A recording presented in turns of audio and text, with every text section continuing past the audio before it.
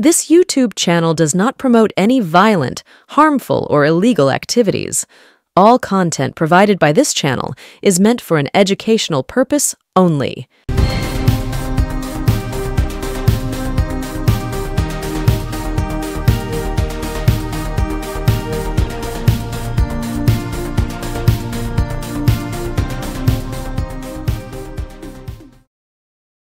নমস্কার আদাব, আমি আপনাদের প্রবীর বিশ্বাস আর আপনারা দেখতে শুরু করেছেন আপনাদের সবচেয়ে পছন্দের ইউটিউব চ্যানেল এনকে ডিজিটালের বিশেষ অনুষ্ঠান মুখোমুখি।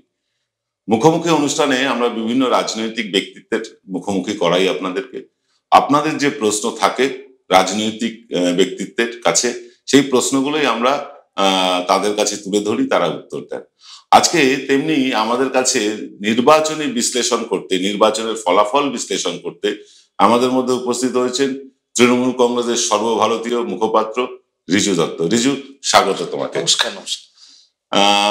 আমরা আজকে দুটো বিষয় নিয়ে আলোচনা করব। এক তো যেটা কানাঘুষো আমরা শুনতে পাচ্ছি যে তৃণমূলে একটা রদবদল আসতে চলেছে, বড় পট পরিবর্তন হতে চলেছে। আর দ্বিতীয় হচ্ছে নির্বাচনে তৃণমূলের এই বিপুল সাফল্য। আমি প্রথমেই রিজুকে একটা প্রশ্ন করবো, এই বিপুল সাফল্যের কারণটা কি? কেন তৃণমূলকে মানুষ এই আজকে 13-14 বছর পরেও ভোট দিয়ে যাচ্ছে, অ্যান্টি ইনকমবেন্সি নেই? কারণটা একদম বেসিক, সেটা হচ্ছে মমতা বন্দ্যোপাধ্যায়ের, অভিষেক বন্দ্যোপাধ্যায়ের নেতৃত্বে বাংলার সবকটি জেলার, সবকটি ব্লক, সবকটি অঞ্চল এবং প্রান্তিক গ্রামেও যেখানে তৃণমূলের প্রতিনিধিরা আছে, তারা 365 দিন 24 ঘন্টা মানুষের সাথে, মানুষের হয়ে কাজ করছে। আর কোনো কারণ নেই। আজকে আপনি যে কোনো বাংলার গ্রামে চলে যান, বিরোধীরা তো বলবেই বিরোধীদের কথা, কিন্তু যারা এই ভোটে বিজেপিকে ভোট দিয়েছে বা এই ভোটে সিপিএম কে ভোট দিয়েছে, তাদের মেয়েও কন্যাশ্রী পাচ্ছে, তাদের বাড়ির মহিলারাও লক্ষ্মীর ভান্ডার পাচ্ছে। আর আমি তো বিভিন্ন গ্রামে গিয়ে দেখেছি, স্পেসিফিক্যালি সিপিএম, বামফ্রন্ট, নির্লজ্জ বেহায়ার দল দিদির দেয়া সবুজ সাথী সাইকেলে লাল ঝান্ডা লাগিয়ে প্রচার করছে। তো পরিষেবাটা মমতা বন্দ্যোপাধ্যায় সবার ঘরে ঢুকিয়ে দিয়েছে, যে পরিষেবা কোনোদিন বাংলার মানুষ পায়নি। আজকে কারুর বাড়িতে কার্তিক পুজো, গণেশ পুজো, লক্ষ্মী পুজো, সরস্বতী পুজো, দুর্গা পুজো, কালী পুজো, সব জায়গায় তৃণমূল কংগ্রেস উপস্থিত আছে। কিন্তু তার থেকেও বড় কথা, কারুর বাড়িতে যদি কেউ অসুস্থ হয়ে পড়ে রাত 1টায়, তাহলেও তৃণমূল কংগ্রেসকে ফোন করতে হয় আর তৃণমূল কংগ্রেস অ্যাম্বুলেন্স পাঠায়। কারুর বাড়িতে যদি ভোরবেলা অঘটন ঘটে, মাটি দিতে হয় বা পোড়াতে নিয়ে যেতে হয়, তাহলেও সবাই জানেরও ব্যবস্থা তৃণমূল কংগ্রেসের প্রতিনিধিরাই করে দেয়। তাই সুখে দুঃখে তৃণমূল আছে। 365 দিন 24 ঘন্টা যদি তৃণমূল কংগ্রেসের ছেলেপুলেরা, নেতারা যদি মানুষকে পরিষেবা দেয়, তাহলে তো এটা খুবই স্বাভাবিক যে 5 বছরে একবার মানুষ দুহাত তুলে তৃণমূল কংগ্রেসকে আশীর্বাদ করবে। এটা যেমন ঠিক রিজু, তেমনি পাশাপাশি এটাও তো ঠিক যে পশ্চিমবাংলায় বিরোধী দলের কোনো অস্তিত্বই নেই। আজকে যারা 77 থেকে তাদের যাত্রা শুরু করেছিল, তারা কমতে কমতে আজকে 68 বা 66-তে এসে দাঁড়িয়েছে। 66। এবার ঘটনাটা হচ্ছে যে তাদের যে অপদার্থতা, সেই সুযোগটা পেয়ে তৃণমূলের এই বাড়বাড়ন্ত। দেখুন, এটা তো স্বাভাবিক। যদি বিরোধী পক্ষ অপদার্থ হয়, তাহলে শাসক পক্ষ বাড়বাড়ন্তি হবে, এটা তো স্বাভাবিক। আজকে বিরোধীদের অস্তিত্ব কোথায়? আপনাদের মতো এনকে টিভি ডিজিটাল আর বাকি যত পোর্টাল আছে, এরকম উদার সংবাদ মাধ্যমের চ্যানেলে, যেখানে দেখবেন কিছু কিছু বড় সংবাদ মাধ্যমে দেখবেন ঘন্টাখানেক একটা খাপ পঞ্চায়েত বসে রোজ, সেখানে তাদের অস্তিত্ব আছে। আর বাকি অস্তিত্ব কোথায়? ফেসবুকে, ইনস্টাগ্রামে, টুইটারে আর সোশ্যাল মিডিয়ায়। মানুষের কাছে তো অস্তিত্ব নেই। আরে ইনস্টাগ্রাম, ফেসবুক করে কি ভোটে জেতা যায়? না বড় বড় চ্যানেলে গিয়ে হাই হাই করে মমতা ব্যানার্জি বা অভিষেক ব্যানার্জিকে দুটো গাল দিলে ভোটে জেতা যায়? ভোটে তো ওইভাবে জেতা যায় না। ভোট তো দেবে মানুষ, তো মানুষের সাথে থাকতে হবে। তো সিপিএম হোক, বিজেপি হোক, কংগ্রেস হোক, এদের মানুষের সাথে কোনো রকম কোনো সম্পর্ক নেই। আজকে লাল পতাকা একমাত্র রাস্তার ধারে বিরিয়ানির হাঁড়ি ছাড়া আর কোথাও দেখা যায় না, লাল কাপড়। বিজেপির কোনো সংগঠন নেই এই বাংলায়। বিজেপির ধর্মের নামে রাজনীতি করে বলে কিছু ভোট তৈরি হয়েছে বাংলায়, সংগঠন বলে কিছু নেই। আর কংগ্রেস আগে ছিল সাইনবোর্ড হয়ে গেছিল, এখন তো জানি না ভিজিটিং কার্ড হয়ে গেছে হয়তো। কোনো অস্তিত্ব নেই। একটা কথা জিজ্ঞাসা করছি, ঠিকই বলছো, কথাটা অনেকাংশেই ঠিক, কিন্তু রাজনৈতিক দলের মুখপাত্র হিসেবে কথাটা যেমন ঠিক, একজন সাধারণ মানুষ হিসেবে যদি আমরা দেখি যে যখন কংগ্রেসের কাছ থেকে বামপন্থীরা ক্ষমতায় এলো, তারা বিভিন্ন আন্দোলন ছিল, খাদ্য আন্দোলন, শ্রমিক আন্দোলন, বিভিন্ন আন্দোলন করে তারা ক্ষমতায় এসেছিল। পশ্চিমবাংলাতেও যখন মমতা বন্দ্যোপাধ্যায় সরকার করলেন, তার আগেও দেখেছি আমরা সিঙ্গুর, নন্দীগ্রাম, রিজবানুর বিভিন্ন আন্দোলনের মাধ্যমে তিনি এসেছেন, বলা যায় আন্দোলনের মধ্যেই তার জন্ম। কিন্তু আমরা এখানে যারা প্রধান বিরোধী দল তাদেরকে আন্দোলন করতে দেখছি না, যতটা দেখছি আদালতে পড়ে থাকতে আর মিডিয়ায় পড়ে থাকতে। এটাই কি বিরোধী দলের ব্যর্থতার মূল কারণ বলে মনে করো? একদম।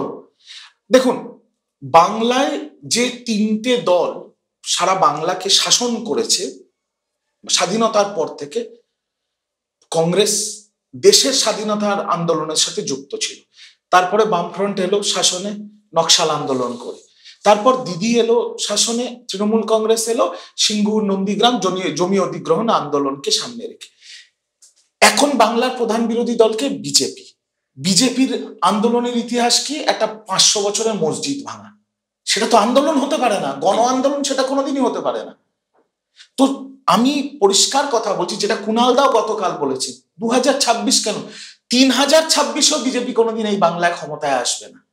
তার একটাই কারণ, এরা এখনো বাংলা সংস্কৃতি, বাংলা কৃষ্টি, বাংলা আন্দোলনের ভূমি, প্রতিবাদের ভূমি, নেতাজি সুভাষ বোসের মাটি এটা, ক্ষুদিরাম বোসের মাটি এটা, বিনয় বাদল দীনেশের মাটি। এরা আন্দোলনের সাথেও যুক্ত না, তাই এরা আসবে না, সেই দিক থেকে কোনোদিন বাংলার কাছে এরা গুরুত্ব পাবে না বাংলার মানুষের কাছে। আর দুই, এই বাংলা কিন্তু কাজী নজরুল, রবি ঠাকুরেরও বাংলা। এই বাংলায় 2014 সালের আগে কোনোদিন হিন্দু মুসলিম ছিল না, বিজেপি আমদানি করেছে, যেটা বাংলার সংস্কৃতির বিরুদ্ধে। তাই বাংলায় বিজেপি কোনোদিন আসবে না, এটা গ্যারান্টি। আর রইল ইস্যুর কথা, ইস্যু কি ছিল না? সন্দেশখালি নিয়ে তো একটা বড় ইস্যু তৈরি হয়েছিল, ইস্যু তো প্রচুর আছে। হ্যাঁ, শিক্ষাক্ষেত্রে দুর্নীতি, এক্স্যাক্টলি, ইস্যু তো প্রচুর আছে। প্রবলেমটা হচ্ছে বাংলার যত বিরোধী দল আছে না, এরা ইস্যু ভিত্তিক আন্দোলন না করে কুৎসা অপপ্রচারে ব্যস্ত। এরা মমতা ব্যানার্জি, এরা একটা জিনিস বোঝে না এই মূর্খগুলো, যে মমতা ব্যানার্জি বাংলার মানুষের কাছে একটা আবেগ। আর মমতা ব্যানার্জিকে যতবার তুমি ব্যক্তিগত আক্রমণ করবে ততবার আমাদের 5টা করে সিট বাড়ে। কিন্তু এরা তাতেও শিক্ষা নেয় না, এরা ব্যক্তিগত আক্রমণ করবে, এরা কুৎসা করবে, অপপ্রচার করবে, আন্দোলনের ধার ধারে না, কারণ আন্দোলন করার এদের ক্ষমতা নেই। আন্দোলন করবে কোথার থেকে? আজকে যদি মমতা বন্দ্যোপাধ্যায় বিরোধী দলনেত্রী থাকতো তাহলে অনেক কিছুই হয়ে যেত। মমতা বন্দ্যোপাধ্যায়ের বিরোধী দলনেত্রী হিসেবে বা বিরোধী দলনেতা হিসেবে তার নখের যোগ্য না শুভেন্দু অধিকারী। না, এটা ঠিক, এটার মধ্যে অস্বীকার করার কথা কোনো জায়গায় নেই, অবকাশই নেই। তবে একটা জিনিস আমি তোমাকে বলি, যেভাবে এখানে বিরোধীদের অবস্থা দেখা যাচ্ছে, কেন্দ্রেও কিন্তু একইভাবে বিরোধীদের একই অবস্থা। তারাও কিন্তু বিজেপি তথা নরেন্দ্র মোদীর সরকারকে মানে সামান্য ডেন্ট পর্যন্ত ফেলতে পারছে না। কেন বিরোধীদের এই ছত্রখানা অবস্থা কেন? দেখুন, এটাকে দুভাবে, আমি যতটুকু বুঝি দুভাবে। এক হচ্ছে লোকসভার ভিত্তিতে। লোকসভায় কিন্তু বুঝতে হবে, খুব ম্যাটার করে বিধানসভার মতো যে টিকিটে কার নাম আছে। বিজেপি কিন্তু লোকসভা যখন লড়ে তখন টিকিটের ওপর নরেন্দ্র মোদীর নাম থাকে। এই বাংলাতে যেহেতু বাংলা নেত্রীর নাম মমতা ব্যানার্জি, তাই লোকসভায় এরা হেরে ভূত হয়ে যাচ্ছে। বাকি রাজ্যে একটা জিনিস মানতে হবে, বিজেপি কিন্তু একটা ইলেকশন মেশিনারি। ওরা 365 দিন ইলেকশনের জন্য লড়াই করে। এরকম না যে ওরা একদিনও আত্মতুষ্টিতে ভোগে না, ওরা একটা ইলেকশন শেষ হয় আরেকটা ইলেকশনের জন্য ঝাঁপিয়ে পড়ে। তাই বিজেপি দেশে যখন লোকসভা ইলেকশন করে তখন বিজেপির যে ফোর্স, তার সাথে অবশ্যই ইলেকশন কমিশন, একাংশের supreme court, ED, CBI, income tax সব নিয়ে এটা একটা বিরাট বড় ফোর্স। আর এই ফোর্সকে হারানোর ক্ষমতা আমার মনে হয় না এই ভারতবর্ষ মমতা ব্যানার্জি ছাড়া কেউ আছে। আর এই উপনির্বাচনের ফলের পরে আপনি দেখুন প্রবীরদা, ভারতবর্ষে মহারাষ্ট্র ইলেকশন হয়েছে, ঝাড়খণ্ডেও ইলেকশন হয়েছে, কিন্তু এই উপনির্বাচনে আরেকটা জিনিস প্রমাণিত হয়ে গেল যে ডাইরেক্ট 1:1 কন্টেস্ট, সোজাসুজি বক্সিং ম্যাচে যদি বিজেপিকে বারংবার কেউ ধরাশায়ী করতে পারে, তাহলে একমাত্র ভারতবর্ষের একটাই দল, তার নাম তৃণমূল কংগ্রেস, যার নেত্রীর নাম মমতা ব্যানার্জি, সেনাপতির নাম অভিষেক ব্যানার্জি। যার কোনো দল নেই, কিন্তু সেটা কংগ্রেস হোক বা অন্য যে কোনো, তারা শরিক হয়ে লড়ে। একমাত্র একটা দল যে নিজের একক ক্ষমতায় বারংবার বিজেপিকে 1:1 ফাইটে ধরাশায়ী করেছে, তার নাম তৃণমূল কংগ্রেস। এবার আমি একটু মাদারিহাট প্রসঙ্গে আসি। মাদারিহাটে কেমিস্ট্রিটা কি ছিল? দেখুন, মাদারিহাট যে বিধানসভা, মাদারিহাট বিধানসভায় যেমন বিজেপি বলে না যে বাংলার ফ্যাক্টর হিন্দু মুসলমান, এগুলো মিথ্যে কথা, ভুল কথা, মানুষকে ভুল বোঝানো হচ্ছে। মাদারিহাট দিয়ে শুরু করছি, তারপর বাকিটা বলছি। মাদারিহাটে ফ্যাক্টর কিন্তু হিন্দুও না, মাদারিহাটে ফ্যাক্টর মুসলমানও না। মাদারিহাটের ফ্যাক্টর হচ্ছে খ্রিস্টান কমিউনিটি। মাদারিহাটটা হচ্ছে চা বাগান অঞ্চল। সেই চা বাগানের শ্রমিকদের বিজেপি লোকসভায় জেতার পর, মনোজ টিগ্গা জেতার পর, চা বাগানের শ্রমিকদের বা চা বাগানের নেতাদের বিজেপি কোন রকম কোনো জায়গা দেয়নি। 1, 2, তাদের জন্য কোনো উন্নয়নমূলক কাজ করেনি। 3, মাদারিহাটে প্রায় 3 থেকে 3,500 খ্রিস্টান পরিবার আছে যারা এতদিন জন বার্লার হাত ধরে বিজেপিকে ভোট দিত। জন বার্লার বোন সার্বজনীন মঞ্চ থেকে তৃণমূলের হাত ধরেছে। আর বাকিটা রেজাল্টেই তো মানুষের কাছে পরিষ্কার হয়ে গেছে যে মাদারিহাটের মানুষও বুঝেছে, যেমন এখন নন্দীগ্রামের মানুষও বুঝছে যে তারা ভুল করেছিল বিজেপিকে বিশ্বাস করে। তাই এত বছর বাদে মাদারিহাট তৃণমূল কংগ্রেসকে সুযোগ দিয়েছে। আমাদের দায়িত্ব আরো অনেক বেড়ে গেছে। অভিষেক দা টুইট করে বলেছেন, আমরা মাদারিহাটে 100% কাজ করব, মানুষকে সম্পূর্ণ পরিষেবা দেব, যাতে আগামী 2026-এ এই রেকর্ড ভেঙে আরো বেশি ভোটে আমরা মাদারিহাট জিততে পারি। এখান থেকেই কি আমরা ধরে নেব তৃণমূলের উত্তরবঙ্গের জয়যাত্রা শুরু হলো, নাকি নিশীথ প্রামাণিকের হাট থেকেই জয়যাত্রাটা শুরু হয়েছিল? নিশীথ প্রামাণিক ফ্যাক্টর কোনোদিনই ছিল না। ফ্যাক্টর ছিল হচ্ছে উত্তরবঙ্গের মানুষ কোথাও একটা বিজেপির ধর্মভিত্তিক যে ধাপ্পাবাজি বা চিটিংবাজি, সেটাকে বিশ্বাস করেছে। কিন্তু মানুষের এখন চোখ খুলে গেছে। বিজেপি কি বলে, বিজেপির সব চ্যানেলে, বিজেপির সব মুখপাত্র, শুভেন্দু থেকে শুরু করে সুকান্ত মজুমদার থেকে শুরু করে অমিত শাহ, নরেন্দ্র মোদীও বলে যে তৃণমূল কংগ্রেস নাকি মুসলমান ভোটে যেতে। এটা একটা ন্যারেটিভ মানুষের কাছে যে তৃণমূল নাকি শুধু মুসলমান ভোটে যেতে আর মহিলা ভোটে যেতে।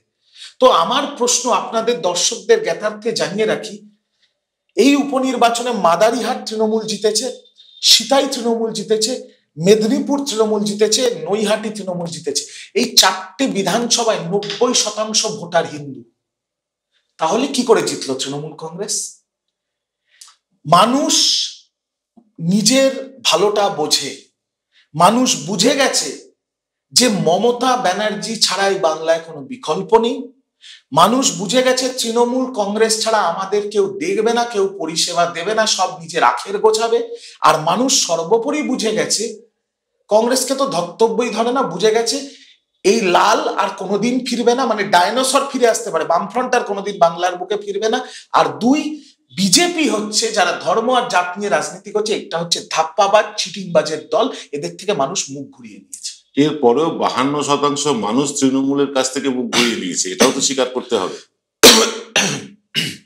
দেখুন, আমি আপনাকে একটা কথা বলি, বাংলায় যদি 100%-এর মধ্যে 100% মানুষ তৃণমূল কংগ্রেসকে ভোট দিত, তাহলে তো ভোট করানোর দরকারই পড়তো না।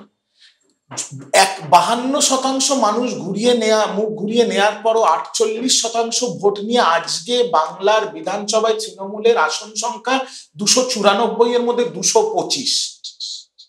তাহলে যদি এটা বেড়ে 52 হয়, তাহলে কোথায় গিয়ে দাঁড়াবে? 250, যেটা আমাদের 2026-এর টার্গেট কুণালদা বলেছেন।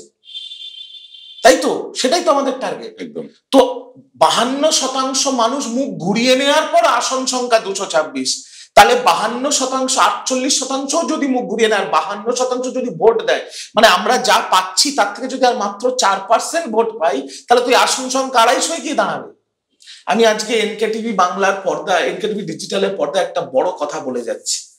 2026-এর পরে বাংলায় বিরোধী দলনেতা বলে কোনো পদ থাকবে না।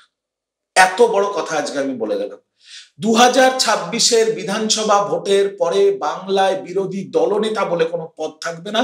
কারণ বাংলার বিধানসভায় বিরোধী দলনেতা হতে গেলে 30টা আসন দরকার বিধানসভায়। বিজেপি 30টা আসন পাবে না, এটা মিলিয়ে নেবে। আর এই যে বামফ্রন্টের এই যে একটা ওদের তো সব অহংকার বাংলার মানুষ চূর্ণ বিচূর্ণ করে দিয়েছে হাওয়াই চটির থাপ্পড় গালে মেরে মেরে। এরা তো আমাদের বলে চটি চাটা।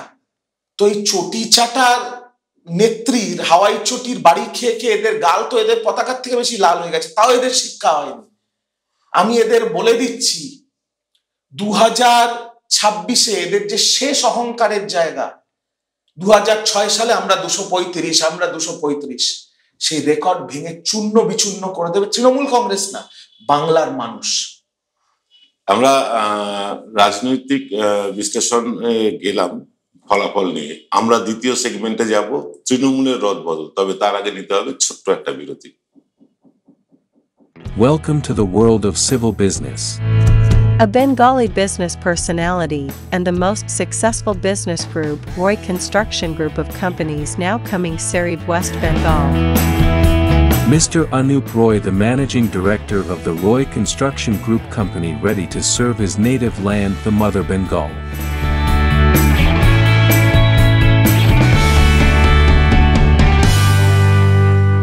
ফিরলাম বিরতির পর। আপনারা দেখছেন এনকে ডিজিটালের মুখোমুখি অনুষ্ঠান। আজ আমাদের মুখোমুখি রিজু দত্ত, তৃণমূল কংগ্রেসের অন্যতম সর্বভারতীয় মুখপাত্র।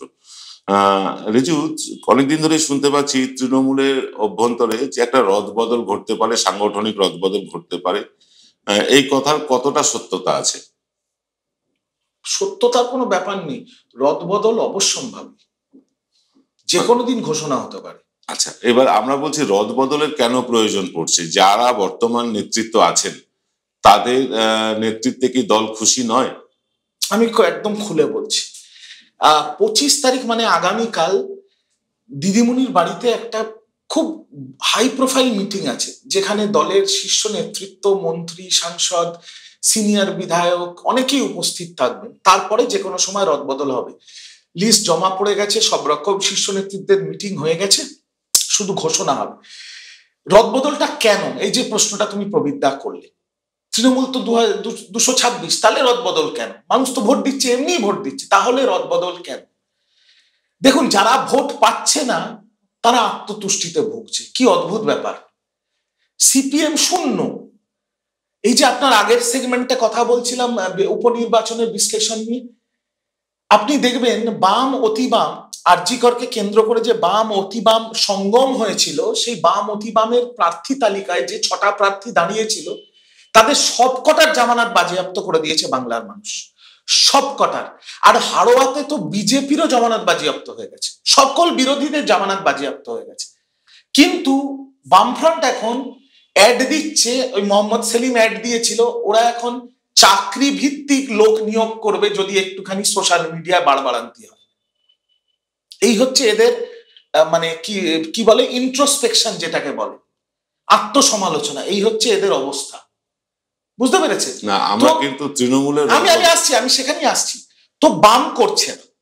দ্বিতীয় আসে বিজেপি, কংগ্রেস আমি ধরছি না, কংগ্রেসকে নিয়ে সময় নষ্ট করছি। দ্বিতীয় আসে বিজেপির এই উপনির্বাচনের রেজাল্ট সামনে আসার পর দুটো বক্তব্য আমি শুধু আপনাদের সামনে তুলে ধরবো, আপনার দর্শক যারা দেখেননি বক্তব্যগুলো তাদের জ্ঞাতার্থে।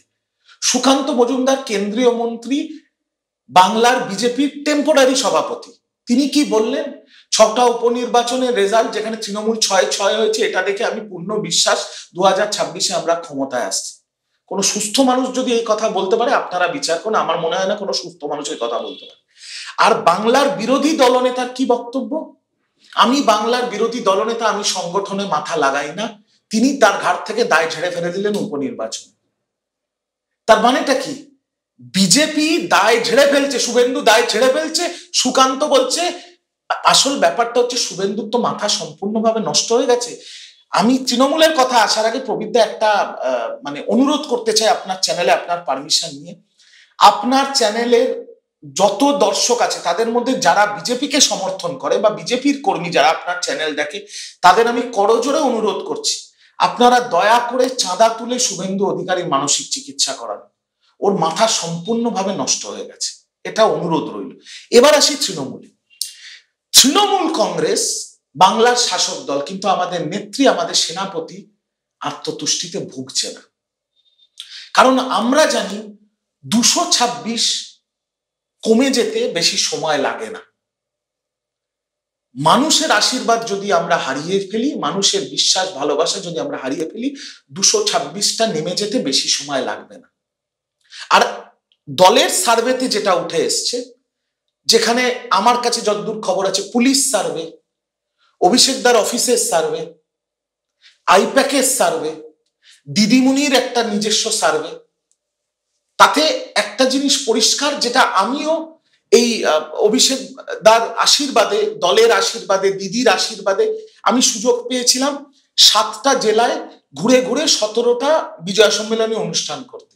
আর অনুষ্ঠানের পরে আমিও চা খেতে খেতে অনেক মানুষের সাথে কথা বলেছি, আমাদের সমর্থক কর্মীদের সাথে কথা বলেছি, আর তাতে সব মিলিয়ে যে জিনিসটা উঠে এসছে, আর আমি শিওর যে দলের কাছে ওই তথ্যটা উঠে এসছে, যে বাংলার মানুষ, তৃণমূলের সমর্থক, তৃণমূল কর্মী, তাদের সবার আশা ভরসা বিশ্বাস ভালোবাসা মমতা ব্যানার্জি এবং অভিষেক ব্যানার্জি, এর মধ্যে কোনো দ্বিমত নেই। কিন্তু অনেকের প্রচুর অভিযোগ এবং প্রচুর ক্ষোভ এবং প্রচুর রাগ আছে তৃণমূলের নিচুতলা নেতৃত্বের ওপরে, তাদের বিরুদ্ধে। এটা আমার বলতে কোনো রকম দ্বিধা নেই। অনেক মানুষ, আমি মনে করি যেটা অভিষেকদার বার্তা, যেটা দিদির বার্তা, যে যারা লাল পাটি চোখে চোখ রেখে লড়াই করে তৃণমূল কংগ্রেসের বীজ বপন করেছিল, যে বীজ আজকে বটবৃক্ষে পরিণত হয়েছে, তারা অনেকেই মনে ক্ষোভ নিয়ে, কিছু রাগে, কিছু ক্ষোভে বাড়িতে বসে গেছে। তাদেরকে আবার ফিরিয়ে আনতে হবে। হ্যাঁ, আমরা যারা ইয়াং আছি আমরা লড়বো, কিন্তু সিনিয়ররা সামনে থাকবে, কারণ তারাই তো দলটাকে তৈরি করেছে। মহিলাদের সামনে আনতে হবে। বাংলার মা বোনেরা দুহাত তুলে আমাদের আশীর্বাদ করে, তাদেরকে আমাদের সামনে নিয়ে আসতে হবে। সেই জন্য তৃণমূল শাসক দল হিসেবে রদবদল করছে, যাতে তৃণমূল আগামী 50 বছর মানুষকে পরিষেবা দিতে পারে। মানে তুমি বলছো দায়বদ্ধতা আমাদের, দায়বদ্ধতাটা আমাদের, আর কারুর নয়, না বিজেপির, না সিপিএম, না কংগ্রেসের। বাংলার মানুষের কাছে দায়বদ্ধতা শুধু আমাদের, কারণ বাংলার মানুষ আমাদের ভোট দিয়ে জিতিয়েছে। ঠিক কথাই। তার মানে তুমি বলছো আমরা সামনের দিনে উন্নততর একটা তৃণমূলকে দেখতে পাবো। কিন্তু এখানে একটা কথা আছে রিজু, তৃণমূলে যিনি যে স্তরে সভাপতি হন, বুথ স্তরে হন বা ওয়ার্ড স্তরে হন, জেলা স্তরে হন, ব্লক স্তরে হন, যিনি সভাপতি হন, তিনি যে কমিটি গুলো করেন, তার পছন্দের লোককে ঘিরে বা তাকে যারা খুব তেল লাগায় বা তার তাঁবেদার, তারাই পদ পেয়ে থাকেন। যোগ্য মানুষেরা বরাবর, তৃণমূল কংগ্রেসের জন্ম থেকে এখন পর্যন্ত যা দেখে আসছি, বরাবর বেশ কিছু যোগ্য মানুষ বাদ পড়ে যান এই সভাপতিদের পছন্দের তালিকায় না থাকার জন্য। এবার কি এই মিথ ভাঙবে? দেখুন, আমি যদি আপনার চ্যানেলে বসে, যেহেতু আমি তৃণমূল মুখপাত্র হয়ে বসে আছি, আমি এটা নিয়ে ডিটেলসে কিছু বলবো না। কিন্তু হ্যাঁ, আপনি যে কথাটা বললেন সেটাকে পুরো অস্বীকারও আমি করতে পারবো না, যদি আমি মমতা ব্যানার্জির দীক্ষায় দীক্ষিত আর অভিষেক ব্যানার্জির শিক্ষায় শিক্ষিত হই। কারণ মমতা বন্দ্যোপাধ্যায় এবং অভিষেক বন্দ্যোপাধ্যায় আমাদের শিখিয়েছে সত্যি কথা বলা এবং সত্যির সাথে থাকা। তাই আপনি যে কথাটা বললেন সেটা সম্পূর্ণ ভুল, এটাও আমি বলতে পারবো না। এই অভিযোগ অনেক জায়গায় আছে, আর সেটা দলের তার উপর নজর আছে। সেই জন্যই তৃণমূল কংগ্রেসের এত মিটিং, সেই জন্যই তৃণমূল কংগ্রেসের রদবদল, সেই জন্যই নতুন তৃণমূল কংগ্রেস তৈরি হচ্ছে মমতা বন্দ্যোপাধ্যায়ের নেতৃত্বে, অভিষেক বন্দ্যোপাধ্যায়ের সেনাপতিত্বে। এবার কি আমরা অভিষেক বন্দ্যোপাধ্যায় কথিত এক ব্যক্তি এক পদ এই নীতি দেখতে পাবো? সেটা আমার জানা নেই। সেই সিদ্ধান্ত নিয়ে কোনো কথা বলার অধিকারও আমার নেই, বা আমি বলতেও পারবো না, কারণ আমি সত্যি জানি। সেই সিদ্ধান্ত নেবে কে? 3 জন। দলনেত্রী মমতা ব্যানার্জি, দলের সর্বভারতীয় সাধারণ সম্পাদক অভিষেক ব্যানার্জি, দলের সভাপতি সুব্রত বক্সী। এই 3 জন এই সিদ্ধান্ত নেবে। আর যেদিন এই সিদ্ধান্ত নেওয়া হবে সেদিন এটা গণমাধ্যম, সংবাদ মাধ্যম সবার সামনে চলে আসবে। কিন্তু এক দল এক মানে এক ব্যক্তি এক পদ, বাংলার মানুষ, তৃণমূলের সমর্থক, তৃণমূল কর্মীরা, তারা কি সেটা চাইছে? 100% চাইছে। ঠিক কথাই। আমরা এবার একটু শাখা সংগঠনের ব্যাপারে আসি। যুব সংগঠন, সায়নী ঘোষ দায়িত্ব নেওয়ার পরে, মানে অভিষেক বন্দ্যোপাধ্যায়ের পরে সায়নী ঘোষ, যুব সংগঠন অশ্বমেধের ঘোড়ার মতন দৌড়চ্ছিল। যেই মুহূর্তে সায়নী ঘোষ সাংসদ হয়ে গেলেন, যুব সংগঠনকে খানিকটা গতি স্লথ হতে দেখছি। এর কারণটা কি? দেখুন, একজন যুব, মানে তৃণমূলের অনেক শাখা আছে, তার মধ্যে আমি কাউকে ছোট করব না বা বেশি গুরুত্ব কাউকে দেব না, কিন্তু যুব এবং ছাত্র সংগঠন এগুলো খুব ইম্পর্টেন্ট, কারণ এরাই সামনে থেকে প্রতিবাদের লড়াইটা করে, এরাই সামনে থেকে আন্দোলনটা করে। তারপরে তো সিনিয়ররা নেতৃত্ব, শীর্ষ নেতৃত্ব পেছনে আছে। আমি একটু যুব করে আজকে এই জায়গায় অভিষেক দার আশীর্বাদে আজকে মুখপাত্র হয়েছে। যখন যুব নেত্রী দলের আশীর্বাদে লোকসভা ভোটে দাঁড়িয়ে মানুষের আশীর্বাদ মাথায় নিয়ে তিনি সাংসদ হয়ে যান, তার অনেক সাংসদীয় দায়িত্ব মাথার উপর আসে, এটাও বুঝতে হবে। এই আমার 25 তারিখ কাল থেকে তো পার্লামেন্ট শুরু হচ্ছে, উইন্টার সেশন শুরু হচ্ছে। তো উইন্টার সেশন যখন চলবে তখন সায়নীকে তো পার্লামেন্টে থাকতে হবে, কারণ সেটাই তার মূল কর্তব্য। তারপরে তো যুব সংগঠন। তো সেখানে কোথাও একটা যদি একটা মানুষের ওপরে দুটো বড় গুরু দায়িত্ব চলে আসে, তখন একটা দায়িত্ব একটু কমে যায় তার গুরুত্ব, এটা তো স্বাভাবিক। কিন্তু আমি একটা কথা বলবো, সায়নী অত্যন্ত দক্ষ সংগঠক। আমার সাথে ব্যক্তিগত অত্যন্ত সুসম্পর্ক, আমার বন্ধু, আমি দায়িত্ব নিয়ে বলছি, অত্যন্ত দক্ষ সংগঠক। অনেকেই সিনেমা জগৎ থেকে রাজনীতিতে এসছে, সব দলে, কিন্তু সায়নী আর ইভেন আমি সোহমের নামও নেব, আরো অনেকেই আছে, কিন্তু আমি মানে সোহম আর সায়নীর নামটাই নিচ্ছি।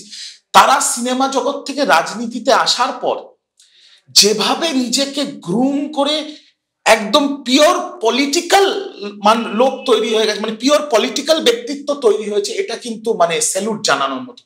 সায়নী একটা সিনেমার জগৎ থেকে একজন অভিনেত্রী, তিনি তৃণমূলের হাত ধরার পর, এত বড় একটা দায়িত্ব পাওয়ার পর তিনি নিজেকে যেভাবে পরিবর্তন করে একটা দক্ষ সাংগঠনিক লিডার, আমি শুধু দক্ষ সাংগঠনিক ব্যক্তিত্ব বলবো না, একজন লিডারে পরিণত হয়েছে। তারপরে লোকসভা ভোট, মানুষের সাথে জনসংযোগ প্রচার করে যাদবপুরের মতো সিট থেকে লোকসভা ভোটে বিপুল ভোটে জিতে আজকে পার্লামেন্টে বক্তব্য রাখছে। সায়নী কিন্তু তৃণমূল কংগ্রেসের গর্ব, আর আমাদের কাছে সায়নী গর্বের জায়গায় আছে। না, তার মানে আগামী দিনে কি সায়নীকে সাংগঠনিক দায়িত্ব থেকে অব্যাহতি দেওয়া হতে পারে?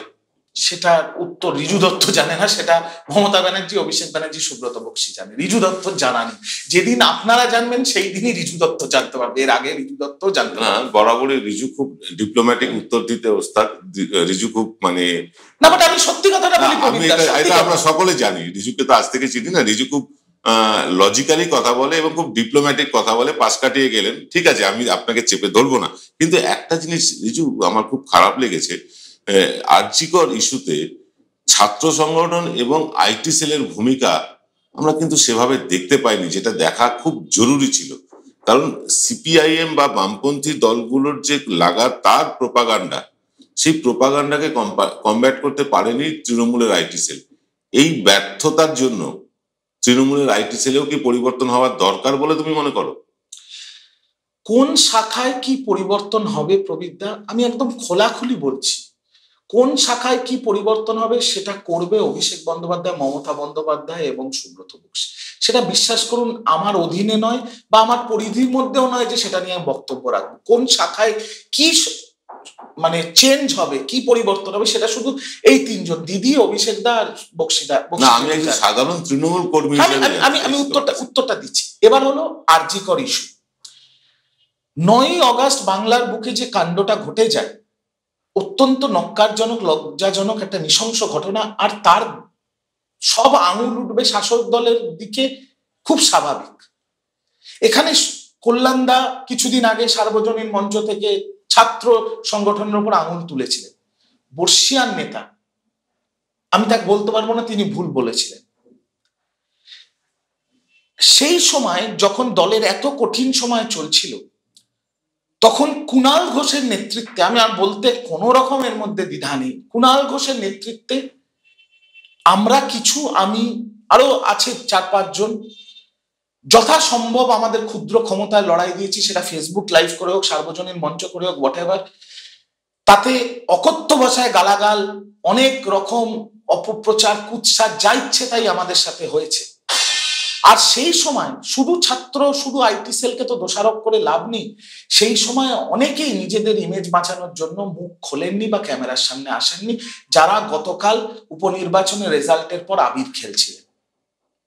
এটা বাংলার মানুষও জানে, দলনেত্রীও জানে, দলের শীর্ষ নেতৃত্বও জানে।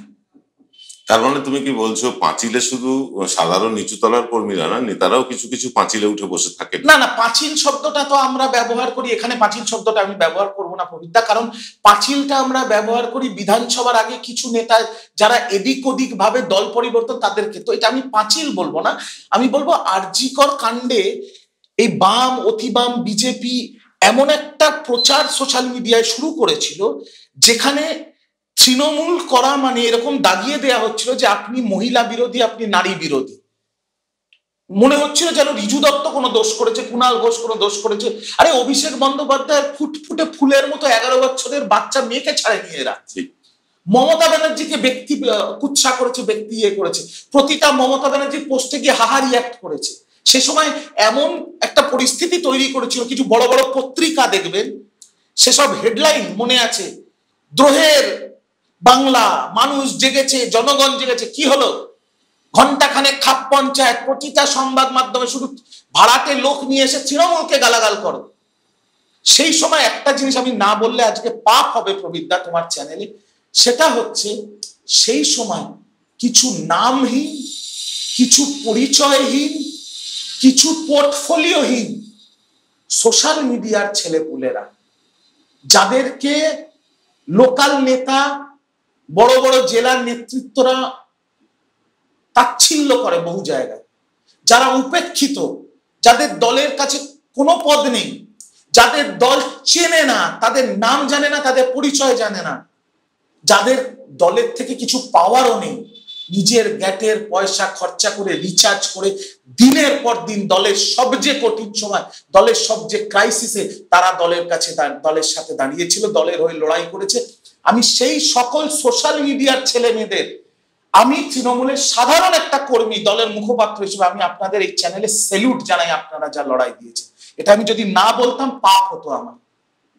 আর সেই সময় ইমেজ রক্ষা করার জন্য তৃণমূলের অনেক বড় বড় নেতা ইমেজ রক্ষা করার জন্য, যারা তৃণমূলের থেকে সব পদ সব ফেসিলিটি নিয়েছে, চুক্তি করে বসেছিল। এটা বলতে কোনো লজ্জা নেই। কুণালদাও বলেছে, জনসমক্ষে বলেছে, দল জানে, শীর্ষ নেতৃত্ব জানে, সবাই জানে, বাংলার মানুষ জানে, তৃণমূলের কর্মী সমর্থকও এটা জানে। শুধু আইটি সেল বা ছাত্র সংগঠনকে দোষ দিলে হবে না। অনেকে 90% চুপ করে বসেছিল নিজের ইমেজ বাঁচানোর জন্য। আমরা যারা দুহাত তুলে উজাড় করে দল করেছি, আমাদের বিচার আগামী দিনে বাংলার মানুষ আর দল করবে। একদম শেষ প্রশ্ন, সেটা হচ্ছে যে তৃণমূলের মিডিয়া ম্যানেজমেন্টে কি কোথাও ভুল হয়ে যাচ্ছে? মিডিয়া কেন বারবার তৃণমূলের বিপক্ষে চলে যাচ্ছে, মানে মেইনস্ট্রিম মিডিয়া? এবার মানে আমি নন্দীগ্রামের শুভেন্দু অধিকারীর বিরুদ্ধে একটা মন্তব্য করেছিলাম, যেটা অবশ্য প্রবীরদা তোমাকে বলি সঠিক মন্তব্য। শুভেন্দু আমাকে 10 পাতার আইনি নোটিশ পাঠিয়েছিল, মনে আছে? এবার তুমি যে আমায় প্রশ্নগুলো করছো, তাতে আমাকে যদি চ্যানেলের নাম বলতে হয়, 5টা চ্যানেল আমায় 10 পাতা করে নাম বলতে হবে। আমি নাম বলছি না, বাট দেখুন, একটা বিরাট বড় সংবাদ মাধ্যম বাংলার, সবাই চেনে, তারা তাদের স্টাফদের মাইনে দিতে পারছে না, ইনক্রিমেন্ট দিয়েছে 1%। দিল্লির বিজেপির টাকায় চলছে সেই চ্যানেলটা, কি করবে? তারা তো দিল্লির জমিদারদের কাছে নিজেদের শিরদাঁড়া বিক্রি করে দিয়েছে। আরেকটা চ্যানেল, চায়ের দোকানের চ্যানেল, চোখে চোখ রেখে মিথ্যে কথা বলে, ওটা তো পুরোপুরি বিজেপির চ্যানেল, বিজেপির টাকায় চলে।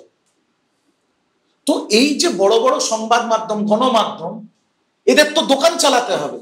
আপনারা যারা নিরপেক্ষ একটা চ্যানেল চালান, আপনারা ইউটিউবে চালান, কিন্তু আপনারাই যখন একটা স্যাটেলাইট চ্যানেল করবেন বা এরকম বড় চ্যানেল, আপনাকে তো পারমিশন নিতে হবে, লাইসেন্স নিতে হবে। লাইসেন্সটা কে দেবে? কেন্দ্রীয় সরকার লাইসেন্স দেবে। তো কেন্দ্রীয় সরকার এত প্রতিহিংসা পরায়ণ, বিজেপির কেন্দ্রীয় সরকার, যে আপনি যদি ওদের গানে না নাচেন, ওদের সুরে যদি না নাচেন, আপনার লাইসেন্স ক্যান্সেল করে দেবে, আপনাকে ইডি রেড করিয়ে দেবে। একটা চ্যানেলের নাম আমি নেব, এনডিটিভি, ভারতবর্ষের বিরাট বড় চ্যানেল। তাকে রবিশ কুমারের মতো জার্নালিস্ট কাজ করতো, প্রণয় রায়ের মতো জার্নালিস্ট কাজ করতো। রেডের পর raid, ED raid, IT raid, চলেই গেল। লাস্টে প্রণয় বাবু এবং তার স্ত্রীকে ধাক্কা মেরে বার করে দিল। রবিশ কুমার মেনে নিতে পারলো না এই বিজেপির জমিদারদের কাছে গুলামি, তিনি ছেড়ে এখন ইউটিউব চ্যানেল এনডিটিভি থেকে বেশি ভালো চলছে, রবিশজির এনডিটিভি চ্যানেল। আর এনডিটিভি কে কিনে নিল কে? গৌতম আদানি।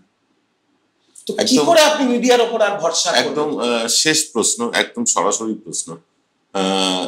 টেলিভিশন চ্যানেলের গ্রহণযোগ্যতাটা কমেছে, মানুষ টেলিভিশন দেখা বন্ধ করে দিয়েছেন প্রায়, বহু মানুষ ইউটিউবে চোখ রাখেন, কিন্তু আমরা দেখতে পাচ্ছি রাজ্য সরকার বা তৃণমূল কংগ্রেসের ইউটিউব চ্যানেলগুলোর প্রতি কোনো রকম কোনো দয়া দাক্ষিণ্য বা কোনো রকম ফেভার আমরা দেখতে পাচ্ছি না।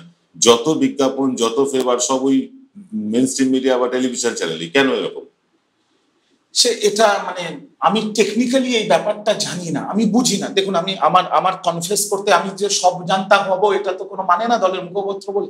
আমি মনে করি যে আমার যদি কোনোদিন সুযোগ হয় দিদির কাছে বা অভিষেকদার কাছে বক্তব্য রাখার, আমি অবশ্যই দিদি এবং অভিষেকদাকে জানাবো যে প্রচুর এরকম ইউটিউব পোর্টাল আছে, সেটা এনকে টিভি ডিজিটাল হোক বা আরো অনেক আছে, যারা দুর্ধর্ষ কাজ করছে, যাদের গ্রহণযোগ্যতা বাংলার মানুষের কাছে, বেশিরভাগ মফস্বল এবং গ্রামাঞ্চল মানুষের কাছে বড় বড় সংবাদ মাধ্যমের থেকেও বেশি, যারা আপনি ঠিক বলেছেন যারা সরকারি বিজ্ঞাপন পায়। তো আমি ক্ষুদ্র একজন মুখপাত্র হিসেবে আমি কথা দিয়ে যাচ্ছি আপনার চ্যানেলে যে আমি যদি সুযোগ পাই দলনেত্রী মমতা বন্দ্যোপাধ্যায়, দলের সভাপতি সুব্রত বক্সী এবং দলের সর্বভারতীয় সাধারণ সম্পাদক অভিষেক বন্দ্যোপাধ্যায়ের কাছে এই বার্তাটা অন্তত পৌঁছে দেব যে ইউটিউব পোর্টালগুলো যার গ্রহণযোগ্যতা, যার এক একটা ভিডিওর ভিউ বা চ্যানেলের সাবস্ক্রাইবার বড় বড় সংবাদ মাধ্যম বা গণমাধ্যমের থেকে বেশি, যা গ্রামাঞ্চল বা মফস্বল বা আরবান মানুষের কাছে যাদের গ্রহণযোগ্যতা অনেক বেশি, তাদের উপরেও একটু সরকারের নজর দেওয়া উচিত, তাদেরকেও একটু বিজ্ঞাপন দেওয়া উচিত, তাদেরকেও একটু সাপোর্ট করা উচিত, নইলে তারাও সাস্টেইন করবে কি করে? এই কথাটা আপনার অত্যন্ত যুক্তিসম্পন্ন কথা। আমার ক্ষুদ্র সামর্থ্যে যদি ক্ষমতায় আসে, আমি যদি কোনোদিন সুযোগ পাই, আমি কথা দিয়ে গেলাম এই কথাটা আমি জানাবো দলের শীর্ষ নেতৃত্বে। অনেক ধন্যবাদ। রিজু দত্ত এইরকমই সরাসরি সোজাসুজি স্পষ্ট কথা বলেন। বিভিন্ন সময়ে রিজুর সাথে আমার ব্যক্তিগত আলাপও অত্যন্ত মধুর। যখন ব্যক্তিগত কথা হয় তখনও এইরকম স্ট্রেট ফরওয়ার্ড থাকেন, অর্থাৎ ক্যামেরার সামনে এক, ব্যক্তিগত জায়গায় আর এক। রিজু দত্ত সেরকম মানুষই নন। রিজু দত্তের সাক্ষাৎকার এর আগে আপনারা দেখেছেন, আবার একবার আপনাদের সামনে রিজু দত্তকে আনলাম। আপনাদেরই অনুরোধে বহু মানুষ আমাকে ফোন করে জানিয়েছেন রিজু দত্তের সাক্ষাৎকারের জন্য। আজ তাই রিজু দত্ত উপস্থিত হলেন আপনাদের সামনে, এবং তিনি যেখানে দলের খামতি সেটাও বললেন, কোথায় বিরোধী দলের খামতি সেটাও বললেন, তার দলের কোথায় কোথায় পজিটিভ দিক সেটাও বললেন, নেগেটিভ দিকটাও বললেন। এইরকম রিজু দত্তকে আরো একবার দেখতে হলে কমেন্ট করে জানান। আজ এই পর্যন্ত, সকলে ভালো থাকবেন। নমস্কার।